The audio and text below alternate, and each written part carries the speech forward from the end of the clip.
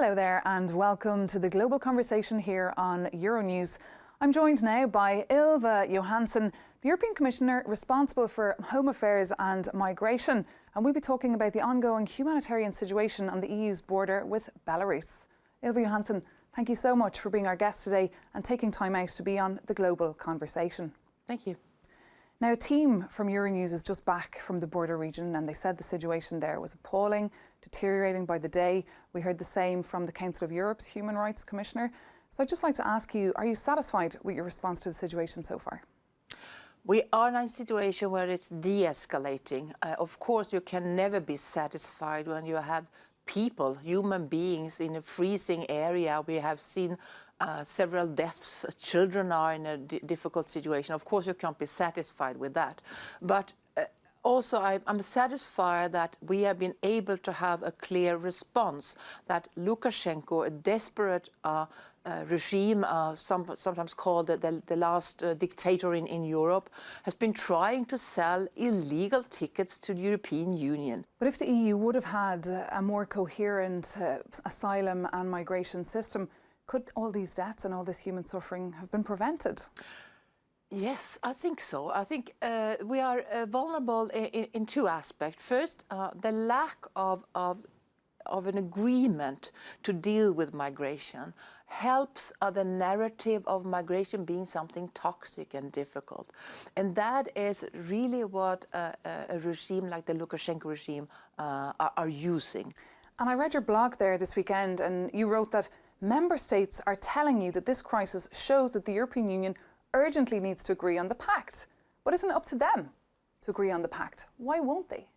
Yes, and I think that we will see, I hope and I guess that we will see a new momentum on the pact from the member states, because I think it's been more and more obvious to more and more member states that the lack of an agreement makes us more vulnerable than we need to be. And this, what we have seen now from Belarus side, it's not a migration crisis. They have used human beings to instrumentalize them, but it's not really a migration crisis. It's a geopolitical crisis. And it's also a humanitarian crisis with so so many people dying.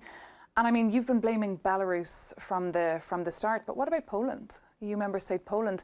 I spoke to an activist there on the ground and she said the Polish army is, quote, destroying the phones of people, beating them up, dividing families, pushing back refugees. It sounds a bit like Poland is just as cruel as Lukashenko. No, I think it's important to understand here who started all this, who is the one to blame, is Lukashenko. He's the one luring people into a very dangerous situation. So this is important to remember. But it's also important to remember that we are not Lukashenko, we are the European Union. Of course, we need to comply with other standards.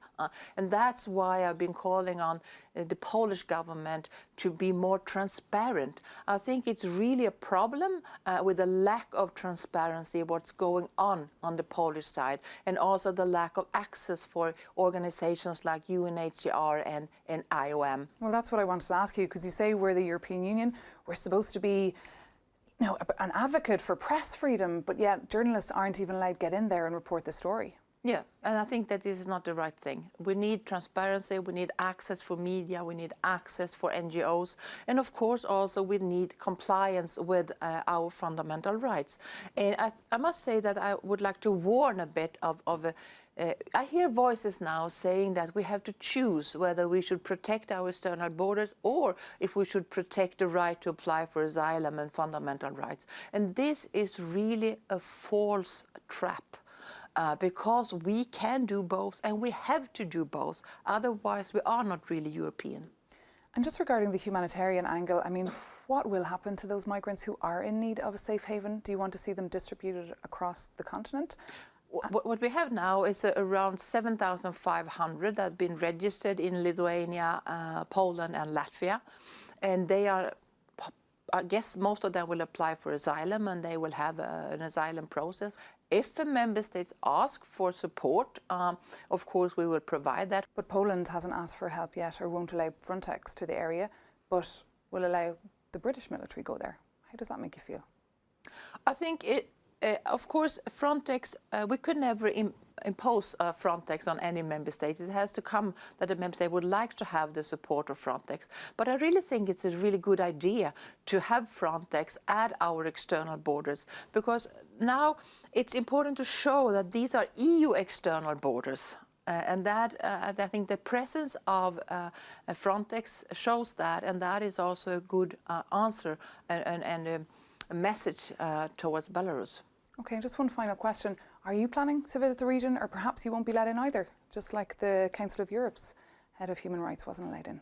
I have not planned to go there right now, but I hope to be in close contact with the Polish minister in short. Okay, we'll catch up soon on that. Thank you so much, Ylva Johansson, Commissioner there for Home Affairs and Migration. Thanks for being our guest on The Global Conversation.